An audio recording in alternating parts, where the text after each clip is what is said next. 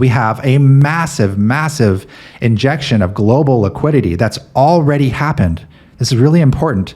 It's already occurred. This run-up in global M2 liquidity is tremendous. It's similar to the run-up right here, from here to here, where Bitcoin went from $60,000 to over $100,000. That's the magnitude of this run-up. And we're not sure that this run-up is done. It does have this drop from here to here, but look, it's upticking again. I mean, in 30 days and 60 days, when we're closer, will this line be even higher? I think there's a fair chance. We don't know that this is the top yet. And this pump of M2 is so large that with an 80% correlation, even if Bitcoin decouples and discorrelates to the downside, I mean, how long is it going to be able to do that for in the face of this injection of capital? I really don't see it being able to skirt or avoid the positive influences of this amount of capital for the entirety of this run. I just don't. Maybe it ignores 20% of it, but the other 80% of it's going to catch on and carry it upward. So I don't see Bitcoin escaping this. I really don't. Some people think that Bitcoin may not follow it. I don't know about that. I think that it may not follow it for some of the time, but for Bitcoin to ignore this amount of capital for this entire 2-month-long upward ascent of global M2, I don't know. I'd be pretty blown away if that happens, if it ignores that full thing. Well, right now it's looking like the bet's pretty good because we have a 2-month-long sustained M2 pump. And for Bitcoin and even the stock market to ignore that, I think is going to be nearly impossible.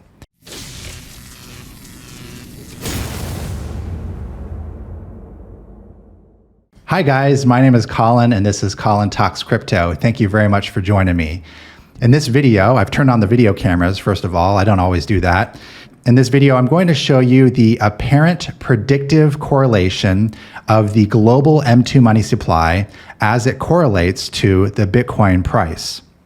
It's a very interesting correlation, and I'm going to give you a deep dive into this. It's been a little while since I've done an update, and I'm going to start off with a real quick overview, and then we're going to dive into the changes since last time and some innovations that I've made as well for presenting this correlation.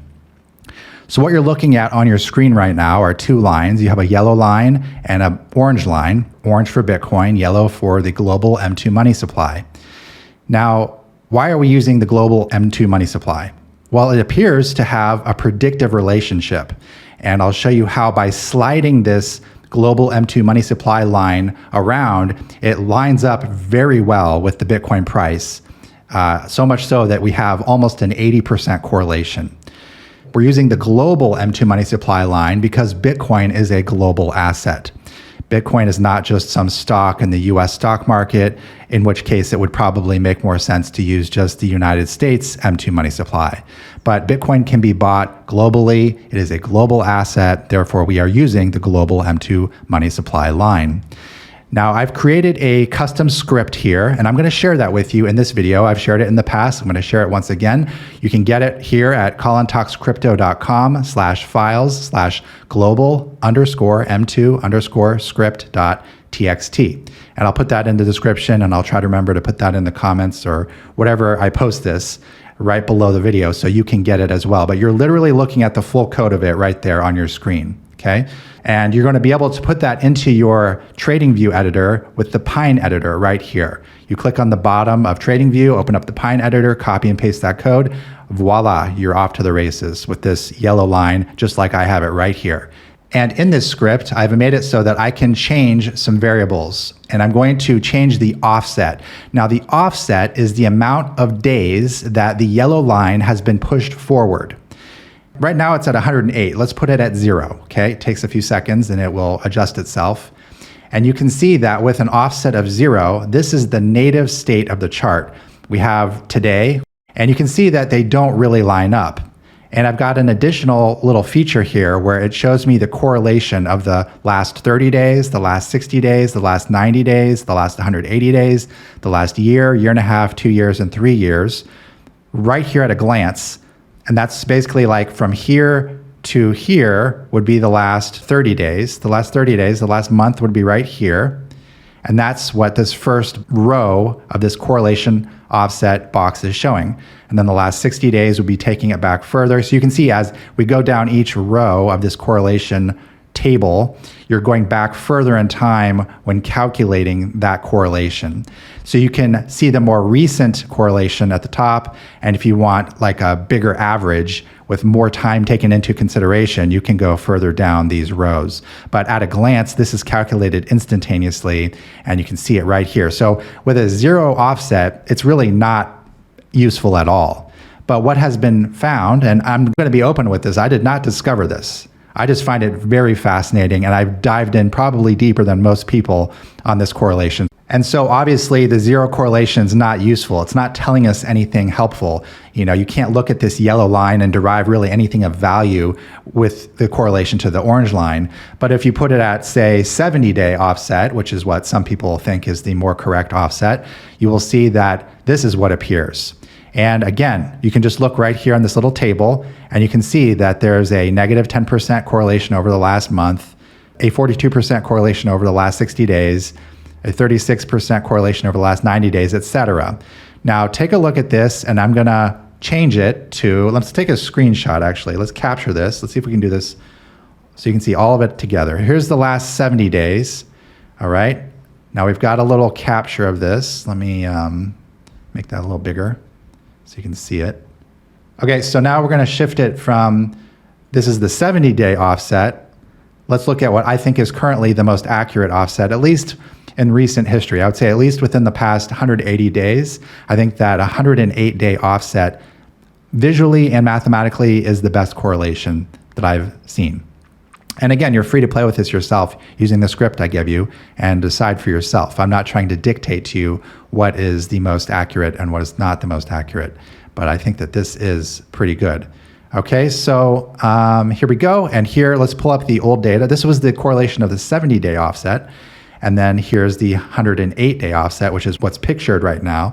And you can see that right now, it's just pretty clear, in my opinion, that basically every time frame is more accurate on the 108-day offset. You have a 20% correlation for the last month versus a minus 10% correlation for the 70-day offset. And then for the 108-day offset, you have an 84% correlation over the last 2 months, whereas you only have a 42% correlation over the last 2 months. And then for 3 months, you have an 83% correlation for this 108-day offset versus a 36% correlation. And then for half a year, you have 88% correlation for the 108-day offset, and you have only a 44% correlation for the 70-day offset at the same time period of 180 days. So in every one of those time periods, the 108-day offset is more accurate. Actually, even in the year, it's not more accurate. We have a 80% versus a 91%. Now, if you go to the longer time frame, it gets a little closer. Then you have, like, for example, over a 2-year period, it looks like the 70-day offset is actually slightly more correlated. It has about a 79.6% correlation, whereas the 108-day has only a 77.6. So it's 2% less accurate or correlated on a 108-day offset when you go back 2 years.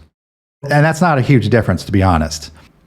Okay, so I think that the 108-day offset is the more accurate offset. But at times in history, the 70-day or any range between 70 and 110 days has been the more accurate offset. And the thing about this, the observation that I've made and that I've not heard anyone else talk about, is that the offset itself shifts over time. It's not like it stays at 108 days. It doesn't stay at a 70-day offset. As you'll know, it's changed gradually through time. So first of all, I've learned a lot. And thank you to the community from you guys. I've learned so much that's helped me better present this. Like, for example, this table right here. Just having this table was the gift of the community giving me some snippets of code with which I then, I worked on it and I made this table myself. But I wouldn't have known how to do that if someone didn't send me that first little snippet of code. And even the script itself was me putting it all together from multiple sources to represent it exactly how I want to show it. So this has really been like a group effort, and thank you to you guys for interacting with me back and providing your feedback. And some of you are very smart, and you're far smarter than I am. So this is my way of saying that I've learned a lot as this process has gone on. And in learning, I've come to realize that certain offsets just don't make sense. I started very, very far back originally with like a 46-day offset.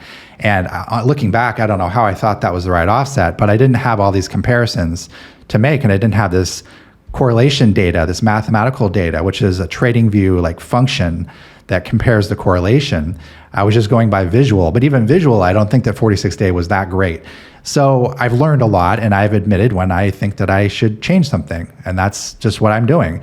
And so aside from learning a lot, I've come to realize that the offset itself changes over time, very slowly, I think, but I think it doesn't stay fixed. It's not always 108 days. Like a week ago, I think it was closer to about 107-day offset. Now, I want to cut to a real quick thing because some of you guys think that, the offset keeps changing and you're so smart for pointing that out. It's like, okay, well, you don't really know what's going on here. Read this message on the screen right here. This is for you. And then read this. Just read those two messages, okay? I don't even have time to spend on that. Moving on. One thing that I find very fascinating, which I'm sure you guys must also, is that, first of all, I drew this little box that says mini rally that fails with a little box down here much earlier in time than we are right now. I drew it back here at like the beginning of March. And I was just wondering, with this 80% correlation of the global M2 supply line to Bitcoin, if we were going to see exactly something like this, sort of a mini rally, but a rally that doesn't keep going, a rally that fails. And it's really fascinating to me now that here we are, like Bitcoin has just dropped from $87,000 to about $83,800 in the last 24 hours. And the movements are following and mirroring the M2 line like very, very closely. It really blows my mind. And it's not even that it has to do that. Like you can see there's times where it doesn't correlate to the line. That's going to happen. It's not 100% correlation. I see this misconception a lot. It's not 100% correlation. It will deviate at times. And in fact, it will mathematically deviate at least 20% of the time. So that is to be expected. So in a way, we're getting lucky. We're in the 80% where it is correlating right here. And that's fantastic because look at this. I mean, you see this pump, this dip, this pump, this drop, and it's all following exactly what already happened 108 days in the future for the global M2 money supply line. That is just mind-blowing to me. That's how long it takes the money to trickle down through the economy and find its way into Bitcoin. 108 days, apparently, currently. And one other thing I want to clear up that's a very common misconception, and I understand when you're first looking at this chart because it's very complicated, is how do you have this future data? You should know the answer by now in the video, but I'm going to answer it again anyways, is how do we have this global M2 yellow line going all the way into the future, all the way to July 14th? That hasn't happened yet. It's because of that 108-day offset. We've shifted that line forward. So this data is not pretend, imaginary, copy the bar function in TradingView like some guys do. They copy a chart part and a pattern and they move it somewhere else to simulate what they think will happen. No, this is the actual M2 data shifted forward by 108 days. So it already happened. There's no changing this. It's not a guess. It already happened. And it's already finding its way into the assets, the risk assets like the stock market and Bitcoin. So it's already happening. That's why it's so exciting. It's not like we're just guessing here. Like the M2 line is real data here. But that's a common misconception is how do you have this future data? The answer is it's not future data. It's actual data slid forward by 108 days to give it alignment with the Bitcoin price, which it very much does, about 80% correlation. And so again, it's just amazing to me, this area right here where we have Bitcoin following like glued to the M2 line. I mean, this line is glued to it. Really quite amazing. I could even make it tighter correlation if I do like this, that's just visually. That's not changing any of the numbers. But then it makes some of the stuff on the left kind of fall off. But it's really that close of movements. And it's a directional correlation. It's not a percentage-based correlation. So if the global M2 money supply line goes up by 5%, it doesn't mean Bitcoin's going to exactly go up by 5%. You can see there's times where it deviates, it goes up more, and it goes up less than the yellow line does. And that's just the nature of it. But you step back, and broadly speaking, it does very much look like they are directionally correlated. And that's fascinating. And that's useful because if you have an 80% correlation, no, it's not a guarantee, but it's sure saying that it's possible with an 80% likelihood that Bitcoin is going to do the moves that you see in front of it here. And if it's going to do the moves that you see in front of it here, what do we have coming up on the right? Well, starting approximately May 1st, we have a massive, massive injection of global liquidity that's already happened. This is really important. It's already occurred. And it's interesting to note when it occurred. It actually almost occurred exactly when Trump took office. It's like he took office and said, turn back on the money printers. Although it wasn't Trump, this is global liquidity. So it's like the global economy turned on the money printers when Trump took office. I don't know if there's a relationship to that or not, but I'll just show you this. If I put the offset back at 0 and we look at when does this steep vertical move, now it's over here, okay? Ignore all this other stuff. Let me delete it so you don't get confused. All this other stuff gone, boom, boom, boom, boom, boom. Now, here's where the takeoff actually began. This is without the offset, okay? This is the real data. January 18th. Inauguration for Trump was like January 20th. In fact, no, January 20th. That is the day it took off. That's the first vertical move right there. I just find that interesting. Like, okay, Trump takes office and then global M2 goes vertical. What are the odds? Maybe the countries around the world suddenly got excited and pumped their own economies. I don't know. I don't know what happened there, but that's an uncanny similarity. Okay, so now let's go back to the 108-day correlation because this is not really very useful. It's not correlated to anything. So here's my takeaway, okay? Here's my current takeaway. If the 108-day correlation remains true, which so far it's been looking pretty dang good, okay? It's been looking better than the 70-day correlation, in my opinion. If this correlation does continue to remain true, then it looks like we have a drop coming. We have a little bit more of a drop. We have more pain coming. And that pain could last basically all the way till May. It is possible. We might get this little brief relief rally here, not much though. And really the money printers' influence of global liquidity doesn't really seem to influence Bitcoin until possibly as late as the beginning of May. That's when I have my eyes on the target. So the glass half full takeaway of this video is we have a massive injection of global liquidity on the way, on the horizon. This run up in global M2 liquidity is tremendous. It's similar to the run up right here from here to here, where Bitcoin went from $60,000 to over $100,000. That's the magnitude of this run up. And we're not sure that this run up is done. It does have this drop from here to here, but look, it's upticking again. I mean, in 30 days and 60 days, when we're closer, will this line be even higher? I think there's a fair chance. We don't know that this is the top yet. You know, some people think this is the top. They're so quick to make a judgment, but they weren't quick to make a judgment when it climbed vertically like this for like 3 days in a row. So for it to drop from here to here is not much compared to this massive climb. People's bullish bias blinds them to the realities of what we're looking at here. So if you step back and just you're patient, this line could go higher. I think it could. If it doesn't, then I would say I'm going to be aiming to take profits where Bitcoin tops around here in about 90 days from now or something like that. But if the M2 line continues to blast off, then we know that there could be a grander top in store for us, assuming this correlation plays out. And this pump of M2 is so large that with an 80% correlation, even if Bitcoin decouples and discorrelates to the downside, I mean, how long is it going to be able to do that for in the face of this injection of capital? I really don't see it being able to skirt or avoid the positive influences of this amount of capital for the entirety of this run. I just don't. Maybe it ignores 20% of it, but the other 80% of it's going to catch on and carry it upward. So I don't see Bitcoin escaping this. I really don't. Some people think that Bitcoin may not follow it.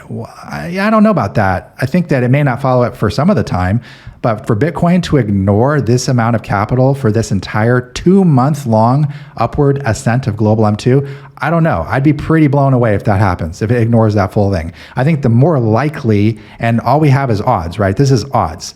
All we can do is place our bets on odds. Nothing is a guarantee. Yes, it is possible that Bitcoin could just decouple and go down to Hades and ignore the entire M2 chart. That's possible. It's probably like a 1% chance, right? It's possible. But the greater odds, and I invest on odds, right? If something is an 80% chance, I go with that. And yes, I could be wrong. There's a 20% chance I could be wrong. That's part of the game of odds. You go in knowing that you have the certain odds and you accept those conditions of your bet. Well, right now it's looking like the bet's pretty good because we have a 2-month long sustained M2 pump. And for Bitcoin and even the stock market to ignore that, I think is going to be nearly impossible. Now, before that point, before May 1st, approximately, we do have some time to cover. And that time does look a little painful, to be honest. It does look painful, assuming the 108-day offset is correct, which I think it's likely.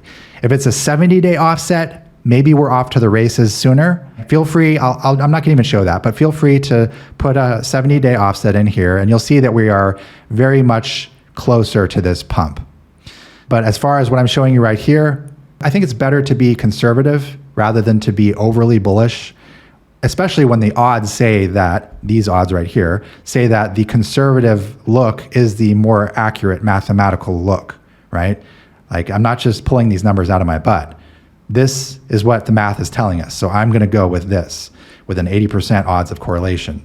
So what it's saying is, we're going to probably go sideways a little bit. We might have another big drop here, possibly up till April 6th. That could be a painful bottom. And honestly, when the M2 goes sideways, that's not exactly bullish either. Risk assets tend to bleed, I think, when the M2 line even goes sideways. What you really want to see is a pumping vertical M2 line. That's where the risk assets love it and they take off. So we have this sideways right here, which is going to be painful probably, but we have this downturn that we're not even, I think we're about halfway through, maybe. If you go from here to here, that's about half, and then from here to here is the other half. So we could be looking at a drop into the $70,000 range somewhere for Bitcoin. I don't know exactly. Again, it's directionally correlated. It's not a percentage-based drop. So it could go, even Bitcoin could touch the tops of these orange lines right here. I mean, this is the high $60,000 range. I don't want to say that that's likely, but I think it's not out of the realm of possibility, especially when you have an M2 drop like this.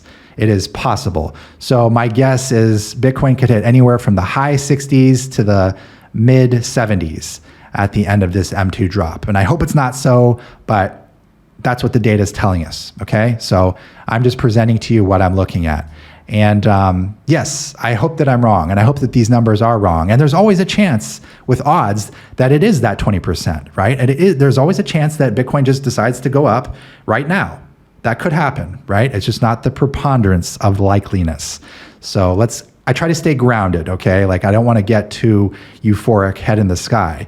I'm buckling down and preparing to wait for about a month. And then I'll get my moon helmet back on and prepare for blast off. But until that time, it's like, well, moon helmet's staying on the sidelines for a bit. And I'm actually looking at where could I accumulate. I'm thinking that I might accumulate a little bit. I figure if Bitcoin drops from here to here, then approximately like April 10th, April 12th, somewhere in there might be a good time. I don't really want to wait this long all the way till the blast off. But it's possible risk assets could bleed even that far, all the way till April 29th. But I'm thinking of stacking some more Ethereum, because if Bitcoin drops from here to here, well, ETH's going to drop even more. And the sentiment is so bad already, but I think there's going to be a glorious Ethereum bull run. I really do. Once it's done bottoming, that's the thing though. It's kind of like catching a falling knife. You don't know where the bottom is exactly, but I think we're getting close. And I think that once we enter this region right here of the global M2 injection, that's where risk assets are going to start feeling it in a positive way. They're going to start blasting off even more than Bitcoin. So if we get, for example, hypothetically, if we got a 50% gain in Bitcoin from here to here, which I think is very reasonable to expect, 50% or more, well, I think we could get 100% gain in something like Ethereum, or maybe a 200% gain in something like Ethereum, especially given how long and far down it's dropped and bled. I don't think it's over for Ethereum. I don't. I know this is like a Bitcoin chart, and I just have to say a few words on Ethereum here. I think that people who are writing it off are going to be making a big mistake, because we are already seeing things like BlackRock and nation states talking about using Ethereum, or they're indirectly talking about using Ethereum because they're talking about stable tokens. But what blockchain are they going to put these stable tokens on? They're not going to put them on Solana. They're not going to they might as a byproduct, but Solana's had tons of downtimes. Like, what nation state's going to put their currency on a blockchain that's had 6 downtimes and outages? Maybe with another 10 years of proven track record, Solana will show that it's worthy of not having those outages. But I think that, and regardless, I'm not even a Solana hater. I think it has its purpose for like degen gambling and stuff like that. And it's fast, right? But so is Ethereum layer 2. And I think they're getting that under control. But regardless, my point is that nation states and institutions are using and going to use Ethereum to secure their stable tokens. And stable tokens, I think, are going to continue to be a bigger thing than most of us realize. CBDCs may be banned in America, but trust me, politicians and governments love to control things. So I think that it's going to sneak its way in as a stable token, because they can just go to Coinbase, or they can go to Circle, or whoever controls USDC or USDT Tether, and they can go to that corporation, especially if it's a US based corporation, and tell them, hey, you have to freeze this bank account. You have to claw back these funds. A terrorist did this, a drug dealer did this, political, maybe in 20 years when we don't have a good president anymore, this political opponent is speaking against us and we want to stop them. I mean, look at what Trudeau did to the truckers in Canada, taking their money. Anyways, I'm getting a little political here, but I think that stable tokens are not going anywhere, and governments are going to start incorporating them more and more so. And it's going to be the future rails of finance is going to be run on stable tokens. And I think that Ethereum is going to play the largest role of any blockchain in securing stable tokens for the world. It's that big of a deal. So that's my big picture view. Like, I don't think Ethereum is going away. I think that it's going to be being used more so than ever in the coming years to come. And I think that if you do manage to buy the bottom, whenever that bottom is, I'm not trying to say I know, I think that there's a huge multiplier running up from that point for you. Potential gain is huge. Sentiment is out the bottom. That's the time to buy. So I'm looking at scooping up some additional Ethereum around April 13th, roughly April 12th. I'll take a look at the markets and see how they're doing. The more blood and the more fear, the better. Ideally, we have, a TA bottoming pattern to double kind of corroborate that it is the bottom. But again, with this massive M2 liquidity injection, I think that Bitcoin's going to climb, and I think that altcoins are going to climb even more, especially and including the much doubted Ethereum. As much as many people doubt that it's going to continue to have success someday, I think it is. I very much think it is. I don't think it's going to the grave, as some people think on X and on social media. Okay, guys, I think I've kind of dragged this out, made this video long enough. Let me make sure I covered everything. So in summary, it's amazing that the Bitcoin price is continuing to follow very closely the global M2 supply line when it slid forward by 108 days. The offset continues to look valid to me, and I will continue to micromanage it and shift it just slightly as needed, but it doesn't need much at this point. It looks like it's pretty much on the mark. And that being said, it looks like we may be in for some more turbulence in the coming couple of weeks minimum, I would say. And keep in mind, anything's possible, right? To the downside and to the upside. And we all hope, me included, that Bitcoin just takes off. Like, I would love for it to just go vertical. So I'm not even biased in a negative way. I'm not like some guy who's trying to peddle his bags in some negative, pessimistic fashion. Like, I want it to go up as much as you guys. I want Bitcoin to go vertical. This is going to be painful for me too. Like, this is going to be very painful if this happens for Bitcoin. Bitcoin goes down to like 75,000, 70,000. Then the alts go down even more yet again. Like, how's this even possible, right? Like, it blows my mind. It's going to be very, very painful. The one thing I've got is the shining star, the shining light, which is this run up right here for the global M2 money supply. This is the thing that's keeping me from totally panicking at night when I go to bed. Like, this is the hope that I've got, like, that we have some more goodness in store for us. And it's not just going to be a endless beatdown pummeling of all of our altcoin bags and Bitcoin as well. And that the worst of all, that the bull market's over, right? And I think that's the fear that's going to be setting in the most as we get closer and closer to this bottom line of the M2 here. Like, right here, I can imagine that the sentiment is going to be so bad for even Bitcoin, especially altcoins. Like, the bull run's over. I would not be surprised if that's the predominant narrative on X. which is where I do most of my posting. Follow me on X, by the way, if you don't already. Colin T Crypto is my handle, 1L. At Colin, Colin T Crypto on Twitter. I post there every day. So if you're not following me there, you're missing content. But I think that if we get to this point on the chart and Bitcoin continues to follow the global M2 line, yeah, that's going to be painful. It's going to be painful. That's also going to be probably, if this pump holds true, the biggest risk reward you're going to see, the biggest reward potential possibly if this plays out, right? Like prices are the lowest you're going to see at this part of the cycle. Therefore, the most upside is going to be had. But the nature is always the same. The maximum fear, the maximum psychological worry that you're going to experience is going to be when it's the hardest to buy and could be when it's the best time to buy. That you can only decide for yourself. And, like I said, and I can't say it enough times, nothing is a guarantee. Nothing is a guarantee in trading. We can have all the correlation and all the offset percentages and math that we want, and all we can do with that is make an educated guess. And I wish you the best because I'm there with you guys. I'm there waiting for this glorious, massive 2-month long or longer pump of the global M2 money supply as it finds its way into Bitcoin. We just have to survive till then. Basically, we have to survive till May is what it looks like to me. That's about a month and 4 days from now. Can we do it? Can you do it? So I'm directing this at myself. Can I survive till May? Yes, I can, because I'm not going to be selling my bags at these prices. I would rather wait for another bull run cycle than sell at these prices. But I don't think it's over yet. I think that we have greater heights to be seen. I think that great things are coming for those of us who wait. It's just going to be a painful, painful wait. And that's what the market does. It shakes out the maximum number of participants. And it's doing a dang good job of that. I think you would agree right now, of shaking out as many people as possible, especially if we see a drop, a further drop like this, and then some sideways, some bleeding, and then some more bleeding, and then some sideways. Like, who's going to be left after this?